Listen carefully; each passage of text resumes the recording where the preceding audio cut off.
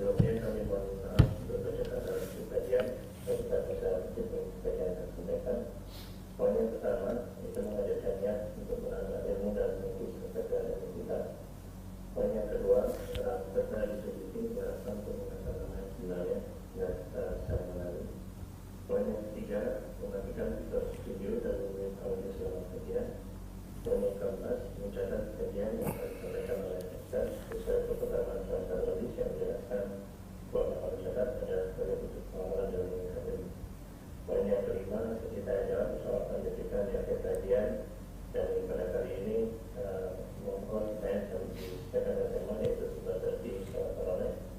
Jadi bagi ikhwan yang ada di Jombang, apabila ingin saya langsung berusaha mengucapkan terlebih dahulu dan kami silakan setelahnya. Untuk akhwat bisa menuliskan saya di description salat tarawih. Poin yang keenam yaitu mengharapkan dari Allah Subhanahu agar ilmu yang kita dapatkan kali ini adalah kemanfaatan dan yang bagi kita. Alhamdulillah terima kasih kita untuk tidak banyak lupa juga untuk silakan Ustaz untuk memberikannya pada kepada Ustaz. Jazakallahu khairan Mas Dodi. Bismillahirrahmanirrahim. Assalamualaikum warahmatullahi wabarakatuh. Alhamdulillahi ala ihsani wa syukru lahu ala taufiqihi wa amtinani wa asyhadu an la ilaha illallah wahdahu la syarika lahu ta'ziman li sya'ni wa asyhadu anna Muhammadan abduhu wa rasuluhu adda ila ridwani. Allahumma shalli alaihi wa ala alihi wa ashabihi wa ikhwani. Hadirin dan hadirat, ikhwan dan akhwat yang dirahmati oleh Allah Subhanahu wa taala. Pada kesempatan kali ini kita akan bahas salah satu dari bentuk ibadah yang mulia di bulan Ramadan, yaitu salat tarawih. Dan Rasulullah SAW pernah bersabda, "Man qama Ramadhana imanan wa ihtisaban ghufira lahu ma taqaddama min dhanbihi." Barang siapa yang qama Ramadan, maksudnya qiyamul lail. Barang siapa yang salat tarawih atau qiyamul lail di bulan Ramadan imanan wa ihtisaban, dengan penuh keimanan dan penuh pengharapan, yaitu dia beriman ini disyariatkan, diturunkan syariat ini oleh Rabbul Alamin, wa ihtisaban, dan dia berharap pahala, dia yakin di balik ini semua ada pahala dan dia mengharapkannya, ghufira lahu ma taqaddama min dhanbi, maka akan diampuni dosa-dosa yang telah lalu. Maka seorang berusaha memanfaatkan waktunya di malam hari untuk bisa salat tarawih agar diampuni dosa-dosanya. Dan kalau seorang sudah diampuni dosa-dosanya, maka dia akan masuk surga. Tidak ada yang menghalangi dari masuk surga kecuali karena dosa-dosanya. Kemudian juga kita perlu ingat bahwasanya di sana ada orang yang juga mungkin salat malam, namun salat malamnya tidak diterima. Rasulullah SAW bersabda, betapa banyak ya orang yang salat tarawih, salat malam, laisa lahu min qiyamihi illa as-sahar wa ta'ab. Rubba qa'imin, kata Nabi, betapa banyak orang salat malam, laisa lahu min qiyamihi, dia tidak mendapatkan dari salat malamnya illa sahar wa ta'ab, kecuali hanya begadang dan hanya letih. Dari sini untuk bersiapkan diri kita agar bisa optimal dalam salat malam, kita perlu mengetahui fikih terkait dengan salat tarawih. Jadi salat yang dikerjakan, salat di malam hari, para ulama membaginya bagi dua, maksudnya selain salat rawatib ada dua macam. Yang pertama namanya qiyamul lail, kalau kita bilang salat malam. Yang satu disebut dengan salat witir ya. Salat al-witir ya. Salat witir. Salat witir. Nah, qiyamul lail ini waktunya adalah dari setelah salat Isya ya, waktunya ba'da Isya hingga terbit fajar. Hingga terbit fajar ya. Jika dikerjakan setelah tidur disebut dengan tahajud ya. Bisa dikerjakan sebelum tidur ya, sebelum tidur. Dan bisa dikerjakan setelah tidur. Setelah tidur. Kalau setelah tidur dulu namanya salat tahajud. Salat tahajud. Wa minal laili fatahajjad. Kata Allah, di malam hari salat tahajudlah ya. Baik. Qiyamul lail, hukum asal qiyamul lail adalah salat sendiri-sendiri ya. Hukum asal adalah salat dikerjakan sendiri-sendiri. Dikerjakan sendiri-sendiri. Sendiri-sendiri atau kita apa namanya? Kita rubah ya, kita bilang ya. Qiyamul lail yang dikerjakan di bulan Ramadan namanya tarawih ya. Qiyamul lail yang dikerjakan di bulan Ramadan disebut dengan tarawih. At-tarawih. Baik. Apa bedanya qiyamul lail dan salat tarawih? Baik. Kita bikin komparasi ya. Qiyamul lail di luar Ramadan ya, atau apa namanya, salat tarawih. Salat tarawih qiyamul lail umum. Pertama bedanya umum di bulan Ramadan dan bulan lainnya, semuanya disebut dengan qiyamul lail. Adapun salat tarawih khusus di bulan Ramadan, khusus penamaan di bulan Ramadan. Di bulan Ramadan. Ini perbedaan pertama. Jadi sebenarnya bulan Ramadan salat tarawih juga termasuk qiyamul lail karena dia termasuk salat di malam hari. Mau salat awal, mau akhir semuanya disebut dengan qiyamul lail. Maka salat tarawih masuk dalam qiyamul lail ya. Tapi yang kedua di antara perbedaan bahwasanya qiyamul lail dianjurkan salat sendiri. Salat sendirian ya. Untuk berkhulwat dengan Allah Subhanahu wa taala, meski boleh sesekali berjamaah. Adapun kalau salat tarawih dianjurkan berjamaah.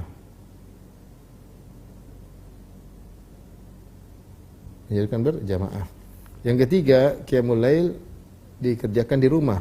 Afdal kerjakan di rumah. Sebagaimana keumuman salat-salat sunnah asalnya di rumah ya. Afdalu salatil mar'i fa fi baitihi. Afdalu salatul mar'i fi baitihi ilal maktubah, kata Nabi sallallahu alaihi wasallam, sebaik-baik salat seseorang adalah di rumahnya kecuali salat fardu. Adapun salat tarawih afdal di masjid.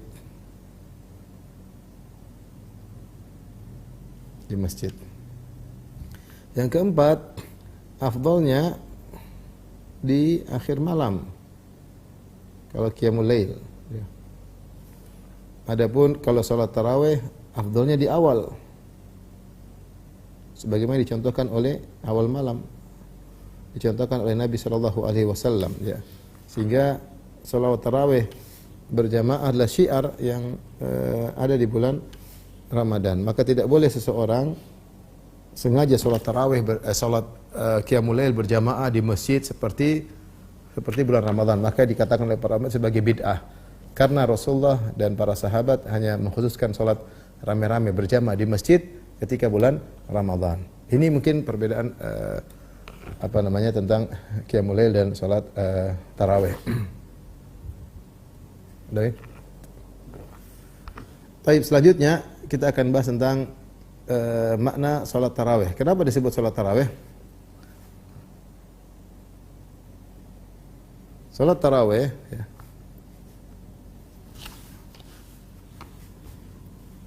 Salat tarawih. Tarawih ini adalah jamak atau ya dia jamak dari singular yang tarwihah, at-tarwihah. Jamak atau plural dari at-tarwihah. At-tarwihah itu artinya satu istirahat. Ketika tarwihah tambah tarwihah, istirahat tambah istirahat, jamaknya menjadi tarawih. Jadi kalau begitu at-tarawih maknanya sama dengan banyak istirahat. Seakan-akan sholatut tarawih maknanya adalah sholat dzati tarawih, yaitu sholat yang banyak istirahatnya. Sholat yang banyak istirahatnya. Sebenarnya nama ini sendiri sudah menunjukkan tentang bagaimana agungnya para salaf dahulu. Kenapa mereka namakan karena istilah sholat tarawih ini nggak ada di zaman Nabi, nggak ada di zaman Nabi tidak pernah menyebut istilah sholat tarawih. Ya, qiyamul lail iya, sholat witir iya, sholatul lail ada, tapi sholat tarawih nggak ada. Istilah tarawih ini muncul belakangan, ya. Istilah ini muncul belakangan. Kenapa muncul? Karena dulu para sahabat mereka sholat lama, para tabi'in. Dahulu ada yang sholat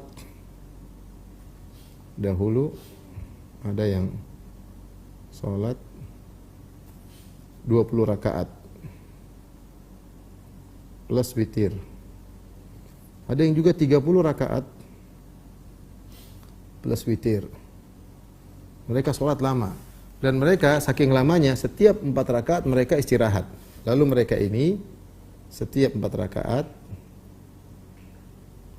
mereka istirahat.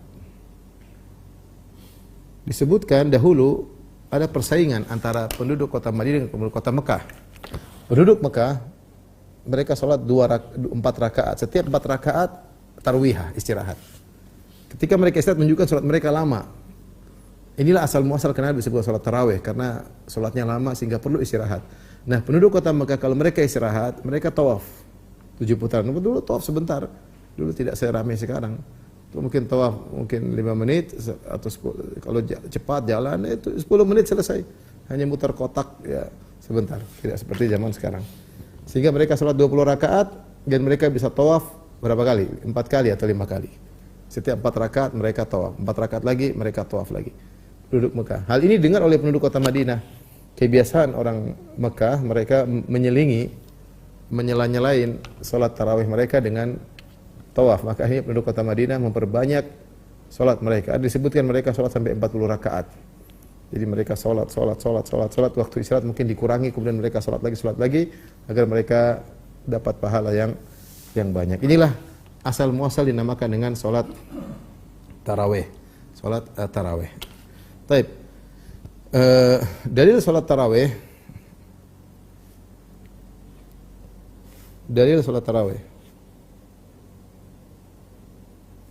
Disyariatkannya sholat tarawih.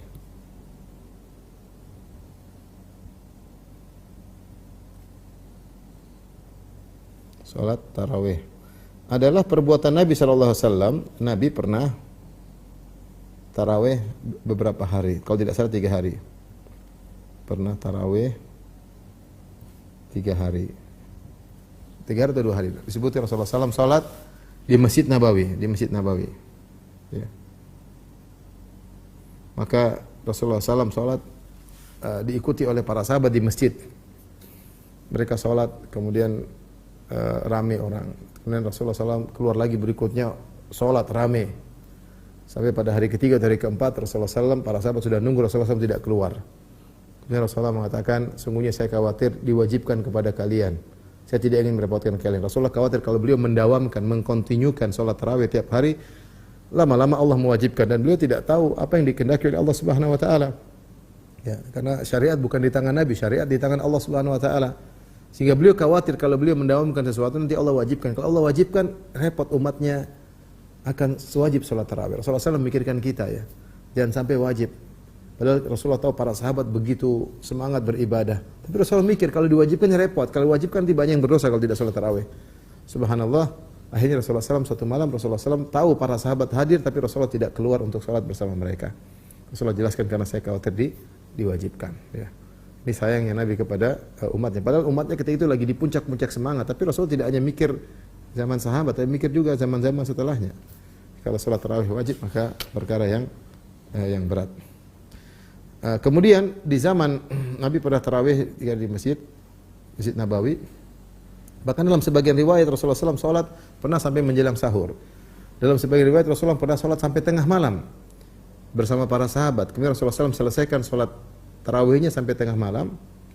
Maka sebagian sahabat mengatakan, "Ya Rasulullah, lau nafaltana baik baqiyata lailatina hadhi." Ya Rasulullah, bagaimana kalau dilanjutkan lagi?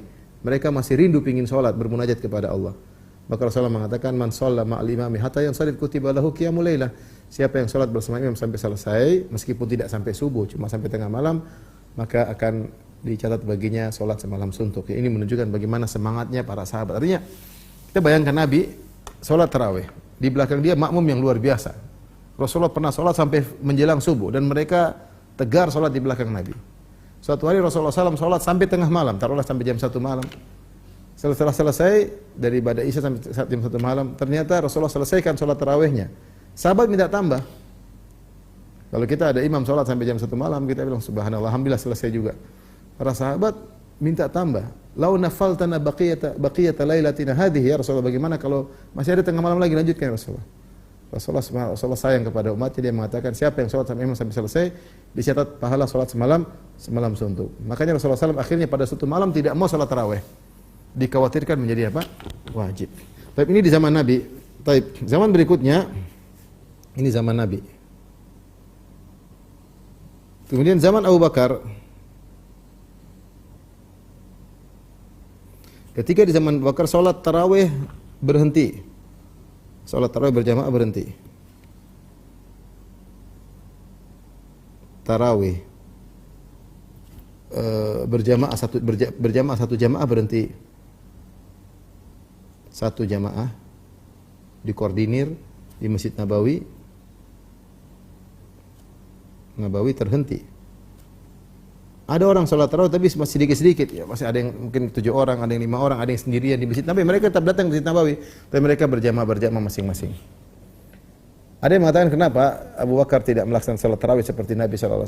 Karena ketika itu Abu Bakar masa pemerintahan beliau cuma 2 tahun dan beliau menghadapi banyak permasalahan, banyak problem, banyak orang murtad ketika itu. Muncul nabi-nabi palsu, ya, dan pengikut-pengikutnya kemudian fanatik kepada nabi-nabi tersebut. Terjadi perang begitu banyak, ya. Muncul orang yang malas bayar zakat. Keamanan kota Madinah terganggu ketika itu. Sampai akhirnya Abu Bakar fokus untuk menstabilkan keamanan, beliau tidak sempat ngurusin salat tarawih. Sampai di zaman Umar, yang ketiga zaman Umar. Zaman Nabi, zaman Abu Bakar, zaman Umar. Umar bin Khattab.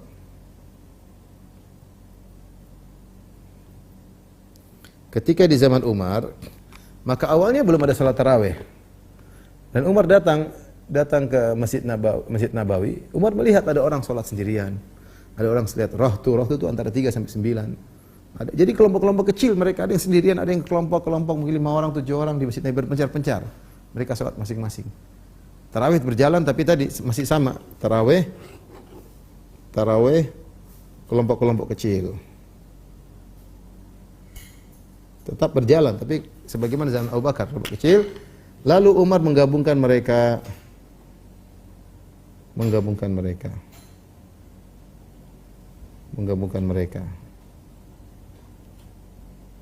Jadi satu jamaah dipimpin oleh Ubay bin Ka'ab. Nah, berapa mereka salat ketika itu Umar bin Khattab radhiyallahu anhu? Di sini khilaf di kalangan para ulama, berapa rakaatkah Umar memimpin atau Ubay bin Ka'ab memimpin para sahabat? Dalam riwayat ada 11 rakaat, ada yang mengatakan 20 rakaat.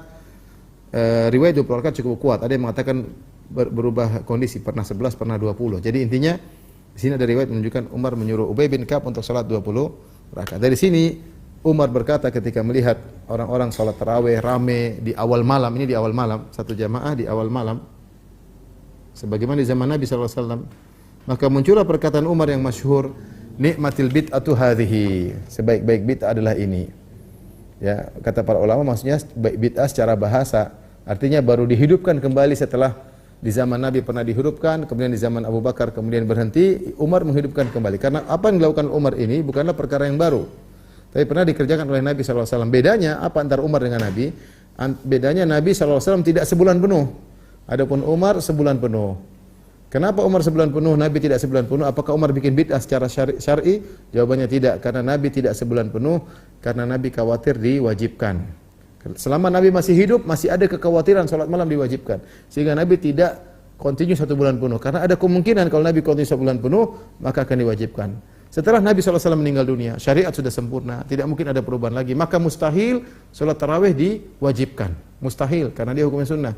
Maka akhirnya Umar melaksanakan sholat tarawih selama sebulan penuh. Maka dia katakan sebaik-baik bid'ah ada ini dari sisi bahwasanya ini pernah dilakukan oleh Nabi SAW. Kemudian diberhentikan di zaman Abu Bakar, kemudian dihubungkan lagi oleh Umar bin Khattab radhiyallahu anhu. Dan juga dari sisi zaman Nabi SAW tidak dikerjakan sebulan penuh karena ada penghalang.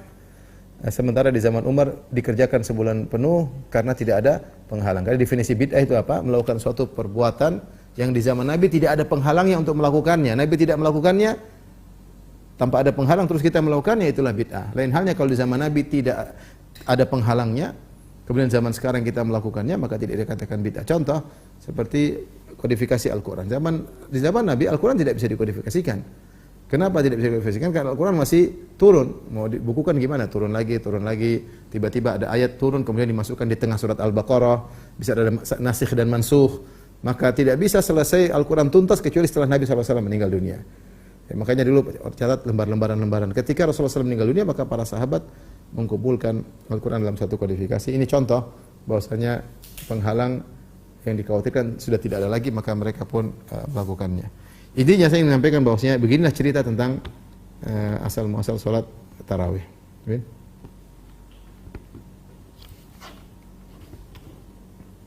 Tapi kita bahas sekarang ikhwan dan akhwat yang dirahmati Allah Subhanahu wa taala, berapa jumlah rakaat salat tarawih?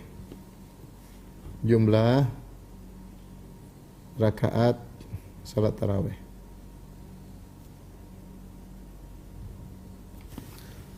Ketika kita bahas jumlah salat tarawih, maka kita akan bahas tentang khilaf ulama tentang jumlah sama dengan jumlah rakaat salat malam. Karena salat tarawih adalah bagian dari salat malam. Ya, termasuk plus witirnya, jumlah salat tarawih plus witir maksudnya, plus witir. Maka secara umum ada dua pendapat yang masyhur, dua pendapat yang dikenal. Pendapat pertama, ini mayoritas ulama, bahkan ada yang mengatakan ijma,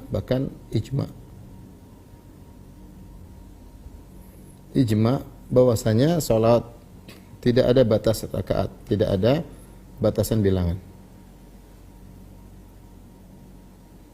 Pendapat kedua diriwayatkan dari Imam Malik, yaitu terbatas hanya maksimal 13 atau 11 rakaat. Baik. Adapun pendapat ini 11 rakaat atau 13 rakaat, maka diriwayatkan Imam Malik, namun sanadnya lemah. Diriwayatkan Imam Malik berpendapat dengan demikian, namun sanadnya lemah, ya. Namun tidak valid dari beliau,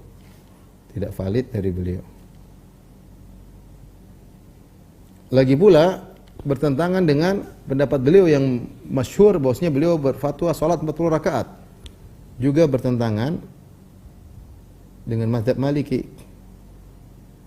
dengan pendapat beliau yang masyhur boleh 40 rakaat. Masyhur dari beliau boleh 40 rakaat. 40 rakaat. Baik.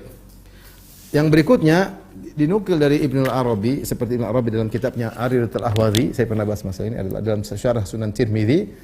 Namun tidak jelas bahwasanya Ibnu Arabi melarang salat lebih dari 11 rakaat. Beliau hanya mengatakan seandainya ada bilangan yang ditentukan, maka yang terbaik adalah 11 rakaat. Namun beliau tidak melarang lebih dari 11 rakaat. Jadi Ibnu Arabi pun tidak valid. Yang kemudian paling dekat adalah pendapat As-Sun'ani. Sun'ani tidak suka dengan mudawamah kontinu dalam 20 rakaat. Beliau tidak suka dengan perbuatan tersebut. Tapi intinya pendapat ini tidak ditemukan dari para salaf, kecuali paling banter ditemukan Imam Malik. Namun itu pendapat yang bertentangan dengan fatwa Imam Malik yang masyhur. Adapun yang mengatakan tidak ada batasan rakaat tertentu, maka ini mayoritas ulama, bahkan ijma ulama ya, 4 mazhab. Makanya Ibnu Taimiyah mengatakan dalam nukilannya, dia berkata, siapa yang berpendapat salat tarawih ada batasannya faqad akhta'a, dia telah salah. Karena diriwayatkan dari para tabi'in, mereka salat di Mekah dan Madinah, salat 30 rakaat, 40 rakaat, 20 rakaat, dan tidak ada yang mengingkari. Maka kita dalam hal ini mengikuti manhajus salaf. Ternyata para salaf dahulu mereka salat lebih dari 20 rakaat, lebih dari 11 rakaat, lebih dari 13 rakaat. Nah, kita bagi yang mengatakan salat tidak boleh lebih dari 11 rakaat, 13 rakaat, mereka berdasarkan hadis Aisyah. Aisyah bercerita bahwasanya Rasulullah SAW salat 11 rakaat atau 13 rakaat dan beliau tidak pernah menambahnya di Ramadan maupun di luar bulan Ramadan. Ini zahirnya Rasulullah bermudawamah 11 atau 13 rakaat. Sebagaimana dijelaskan oleh Aisyah. Namun bukan berarti Rasulullah melarang lebih dari 11 atau 13. Aisyah hanya menjelaskan kebiasaan Nabi seperti itu. Namun Rasulullah tidak menjelaskan bahwasanya, Aisyah tidak menjelaskan bahwa dilarang lebih dari 13. Oleh karena kita memahami hadis Aisyah tersebut dengan pemahaman para salaf, dan para sahabat tidak memahami demikian. Mereka hanya memahami Rasulullah suka 11 rakaat atau 13 rakaat, namun tidak ada Rasulullah mengatakan tidak boleh lebih dari 13 rakaat, enggak boleh. Tidak boleh. Maka tidak boleh kita kiaskan dengan salat rawatib yang ada rakaat tertentu. Tapi salat malam ini seperti salat mutlak. Di siang hari kita boleh salat berapa rakaat terserah, di malam hari juga kita boleh salat berapa rakaat terserah. Ya, tapi Rasulullah sukanya 11 rakaat atau 13 rakaat. Adapun dalil tentang boleh lebih dari 11 rakaat maka sangat banyak ya. Dalilnya banyak. Ini yang lebih rajih, lebih kuat, dalil-dalilnya banyak. Di antaranya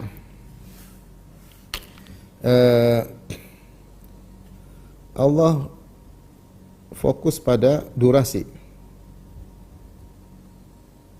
bukan jumlah bilangan.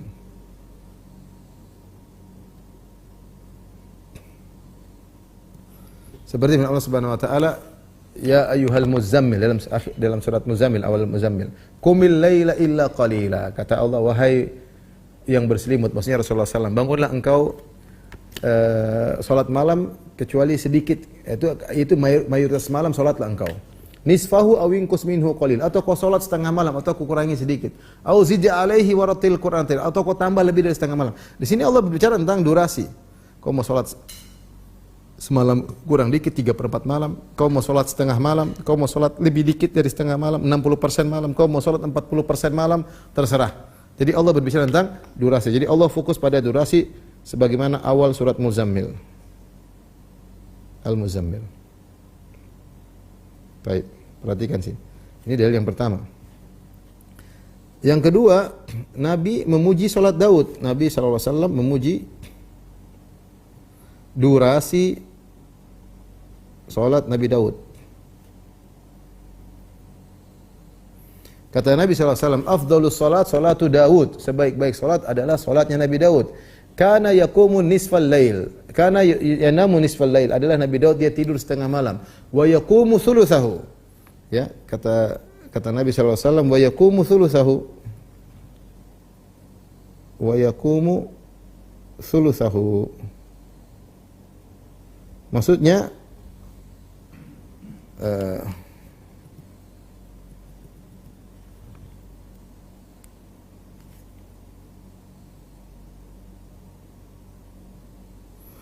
Nabi Daud salat malam sepertiga malam. Di sini Rasulullah sedang memuji durasi salatnya Nabi Daud. Kata beliau, inilah salat yang terbaik, durasinya sepertiga malam. Wa yanamu sudusahu. Kemudian Nabi Daud alaihissalam tidur lagi seperenam malam. Jadi tidur setengah malam, tidur setengah malam, kemudian salat sepertiga malam, kemudian tidur lagi seperenam malam. Sini Rasulullah SAW sedang memuji durasi. Kemudian juga hadis yang lain. Berarti yang penting salatnya lama. Nah, salat lama dengan durasi sepertiga malam itu bisa kita lakukan dengan dua, dengan perpanjang rakaat atau dengan memperbanyak ruku dan sujud. Kalau kita perpanjang rakaat, berdiri lama, berarti ruku dan sujud kita sedikit. Dan kalau kita perbanyak sujud, berarti durasinya rakaatnya banyak tapi pendek-pendek. Dan dua-duanya afdal. Dalam sebagian riwayat Nabi mengatakan afdalus salat tulul qunut, sebaik-baik salat adalah yang berdirinya panjang. Dan dalam hadis yang lain Rasulullah SAW nyuruh untuk berbanyak sujud. Ya, kata Rasulullah SAW, fa inni ala nafsika bi kathrati sujud. Rasulullah suruh perbanyak sujud. Maka untuk menempuh durasi waktu lama sholat, maka orang punya dua cara. Cara pertama dengan perpanjang berdiri sehingga rakaatnya sedikit seperti dilakukan oleh Nabi sallallahu alaihi wasallam. Dan cara kedua dengan rakaatnya banyak, berdirinya pendek, rakaatnya banyak, rukuknya banyak. Ini dua-duanya diperbolehkan. Dalil yang ketiga, hadis masyhur Rasulullah SAW bersabda, "Sholatul lail masna masna." Masna masna. Salat malam dua rakaat. Dua rakaat. Kemudian kata Nabi, fa idza khashiya ahadukum as-subha falyusalli wahidatan tutir lahu ma qad shalla. Kalau dia takut subuh maka dia salat satu rakaat sebagai salat witir. Jadi kata Nabi salat malam dua rakaat. Ini hadisnya bagaimana? Datang seorang Arab Badui. Datang menemui Nabi, kemudian fanada, dia berteriak, ini menunjukkan dia Arab Badui. Dalam riwayat dia Arab Badui, dia berkata, "Ya Rasulullah, kaifa salatul lail?" Ya Rasulullah, bagaimana cara salat malam? Dia tanya tentang bagaimana caranya. Kalau caranya saya tidak tahu, apalagi bilangannya. Faham sederhananya begitu. Kalau orang tanya bagaimana salat Isya, dia tidak tahu, ya kemungkinan dia tidak tahu juga bilangannya. Ya. Maka Rasulullah jelaskan, salat malam itu dua rakaat. Rasulullah tidak mengatakan bilangannya sekian. Ketika Rasulullah buka pintu ini, salat malam dua rakaat, maka menunjukkan bahwasanya salat malam tidak terbatas. Mau berapa rakaat terserah. Makanya Imam Ahmad disebutkan kalau beliau sehat, beliau salat 300 rakaat sehari semalam. Tentunya salat malam memiliki banyak sekali rakaat. Kemudian hadis yang berikutnya, dalil yang berikutnya,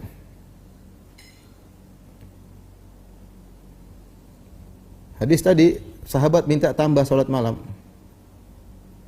Yang sudah kita sebutkan tadi. Tambah salat rakaat witir.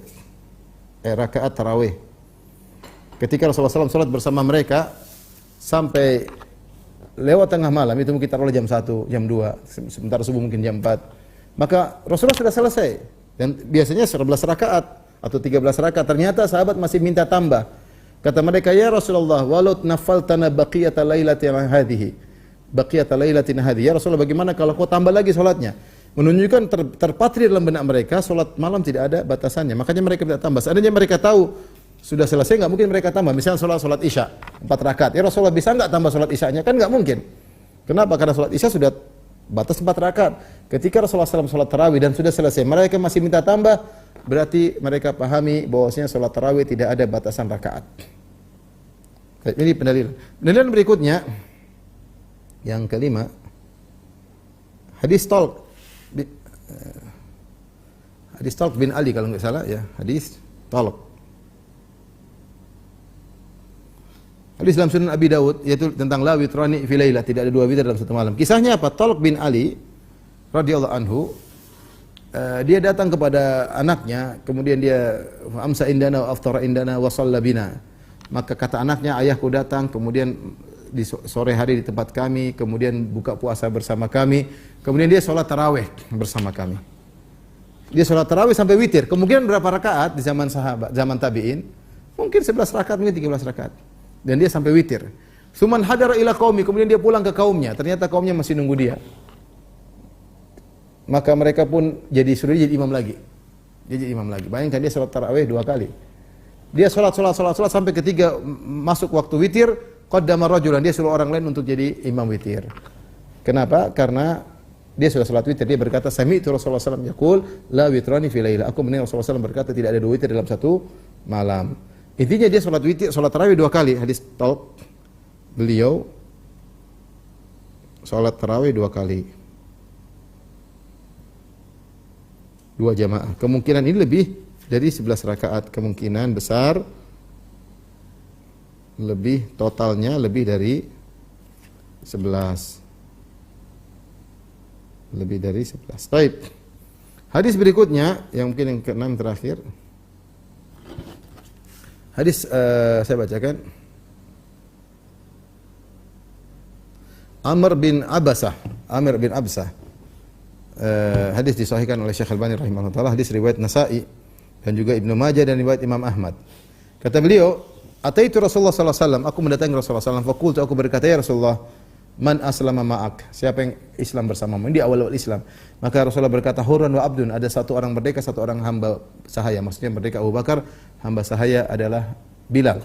Kemudian Amr bin Abasah berkata, "Hal min sa'atin aqrabu ila Allah azza wa jalla min ukhra, adakah waktu yang seorang bisa dekat, lebih dekat kepada Allah daripada waktu yang lainnya? Qala na'am, kata Nabi, ada waktu kau dekat dengan Allah, jawful lailil akhir, di malam yang terakhir, di penghujung malam yang terakhir. Fasalli, kata Nabi, fasalli ma badalaka. Hadis Amr bin Absah. Kata Nabi sallallahu alaihi wasallam, "Shalli ma badalaka hatta tusalli subha."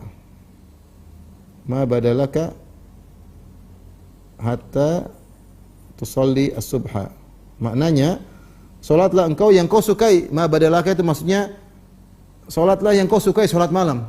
Yang kau suka, salat yang kau suka. Salat sesuai yang kau suka. Mau berapa rakaat terserah sampai salat subuh. Ini dalil yang sangat kuat bahwasanya salat malam tidak ada batasannya. Intinya ikhwan, pendapat yang lebih kuat bahwasanya salat malam tidak ada bilangan tertentu. Timbul pertanyaan, salat malam yang terbaik berapa rakaat? Maka terserah, yang penting durasinya banyak. Yang ingin memilih metode Nabi, dan itu yang terbaik. Salat 11 rakaat, 13 rakaat dengan bacaan yang panjang, maka itu yang terbaik.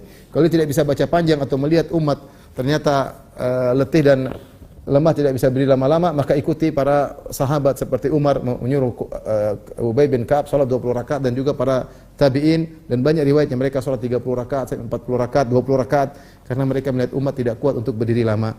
Maka yang penting durasinya. Terserah metode Nabi atau metode para sahabat mengingat makmum yang mungkin tidak kuat. Baik. Ini kita masuk ke bahasan berikutnya. Sudah, Bin? Sudah?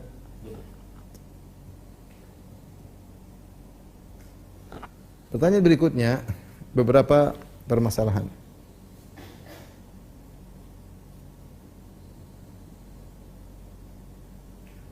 Pertama,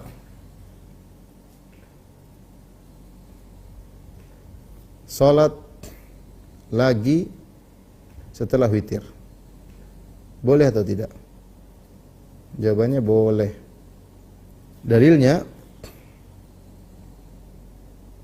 Rasulullah pernah salat, Nabi pernah salat 2 setelah 9 atau 2 setelah 7. Nabi pernah salat 2 rakaat setelah 7 rakaat, atau setelah 9 7 rakaat, setelah 7 atau 9 rakaat. Taib. Bukankah 7 atau 9 ini adalah witir? Ini witir padahal, ini witir. Rasulullah 2 rakaat ini genap. Jadi seorang setelah salat witir, dia masih boleh, kalau tentu yang terbaik kata Rasulullah SAW, ij'alu akhira salatikum ij'alu akhira salatikum bil laili witra. Jadikanlah salat penutup kalian di salat malam adalah witir. Ini yang terbaik. Sebagaimana kebiasaan Nabi SAW, beliau salat qiyamul lail baru terakhir witir. Tapi seandainya ada seorang sudah salat witir, kemudian ingin salat malam lagi, boleh. Dia sudah salat di masjid 11 rakaat atau 23 rakaat terserah. Begitu dia pulang, dia bangun jam 3, dia tiba-tiba rindu ingin salat. Siapa yang larang dia? Silakan salat. Karena Nabi pernah salat demikian. Maka kita kata Imam Nawawi, boleh salat genap setelah salat witir bila karoha, tidak ada makruh sama sekali. Rasulullah menjelaskan bolehnya. Tentu sunnahnya yang terbaik adalah witir paling terakhir. Namun kadang-kadang orang rindu ingin salat meskipun salat witir. Jadi tidak boleh salat witir 2 kali. La witrani fil lail, jangan salat witir 2 kali. Kemudian yang berikutnya, hadis tadi, hadis Talq bin Ali. Talq yang sudah disebutkan, dia tarawih 2 kali. Dan witir pada yang pertama, witir pada tarawih yang pertama. Makanya ketika dia tarawih yang kedua, maka dia pergi ketika waktunya salat witir, dia tidak mau qaddama rajulan, dia suruh seorang jadi imam, dia enggak salat. Kenapa? Dia bilang, aku mendengar Rasulullah bersabda, la witrani fil lailah, tidak ada witir 2 kali dalam satu malam. Ini menunjukkan sahabat memahami tidak mengapa salat genap setelah salat witir sebagaimana dilakukan oleh Talq bin Ali radhiyallahu taala anhu. Jadi boleh salat lagi setelah witir. Baik. Berikutnya, tidak ada khilaf atau tidak mengapa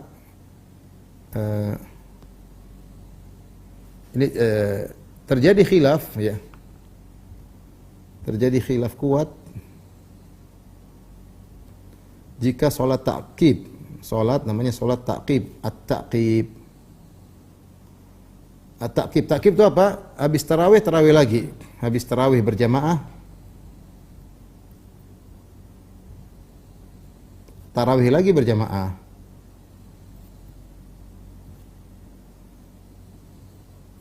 Jika seseorang habis tarawih dia sholat sendiri maka tidak ada masalah, ini hampir seluruh ulama membolehkan. Tapi yang jadi masalah jika jamaah di masjid yang sama kemudian bikin lagi jamaah berikutnya. Ini adalah khilaf di kalangan para ulama, saya sudah bahas, bisa lihat di firanda.com, tulis saja hukum sholat ta'qib firanda.com ya. Intinya pendapat yang lebih kuat bahwasanya itu tidak jadi masalah. Ini juga tidak mengapa, yang penting tidak ribut. Tidak mengapa, yang penting koordinasi. Yang penting koordinasi.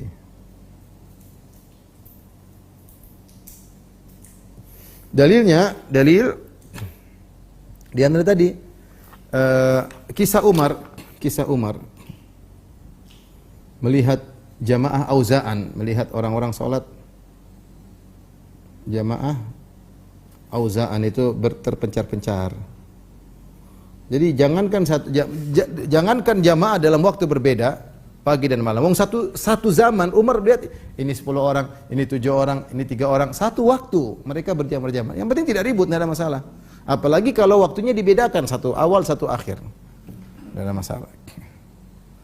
Ada yang maunya 11, oke, ada yang mau terakhir. Maka ini tidak jadi masalah. Kemudian tadi juga hadis tolak tadi, meskipun di jamaah yang berbeda, hadis tolak dia tarawih 2 kali namun jamaah berbeda. Tarawih 2 kali namun jamaah yang berbeda. Satu di kampung anaknya, kemudian di kedua di kampung dia sendiri. Jadi intinya boleh, yang penting diatur. Berikutnya mungkin permasalahan terakhir, atau ada lagi satunya yang ketiga, bagaimana kalau kita ingin sholat lagi pada jamaah kedua? Cara supaya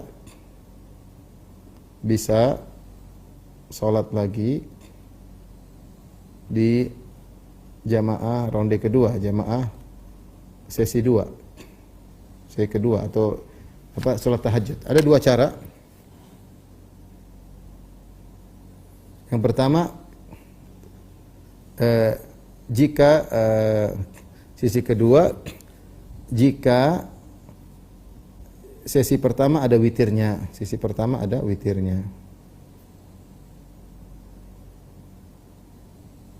Sementara Rasulullah SAW mengatakan siapa yang sholat sama imam sampai selesai dapat sholat semalam suntuk. Maka ada 2 cara. Yang pertama, dia ikut witir pada sesi 1, kemudian sesi 2 tidak ikut witir, digenapkan. Ini bisa. Jadi dia orang witir, dia ikut witir, begitu salam dia tambah lagi 1 rakaat. Ini cara. Yang kedua sebaliknya, cara kedua sebaliknya. Jadi dia tidak ikut witir di sesi pertama. Sesi pertama orang witir, assalamualaikum, dia tambah lagi 1 rakaat. Sehingga dia sholatnya genap. Kemudian dia tidak niat witir, dia niatnya sholat genap. Kemudian sholat yang malamnya dia witir bersama imam. Jadi yang bisa begini, salah satu dari dua cara. Adapun kalau dia sendiri sholat di rumah aman, dia ikut witir di masjid, kemudian sholat nambah di rumah sendiri tanpa ada witir, tidak jadi masalah. Yang penting tidak boleh 2 witir dalam 1 malam. Jika seorang yang terakhir, yang keempat, jika tidak sempat sholat malam, maka diqadha di siang hari, di waktu duha dengan 12 rakaat, dengan digenapkan rakaatnya.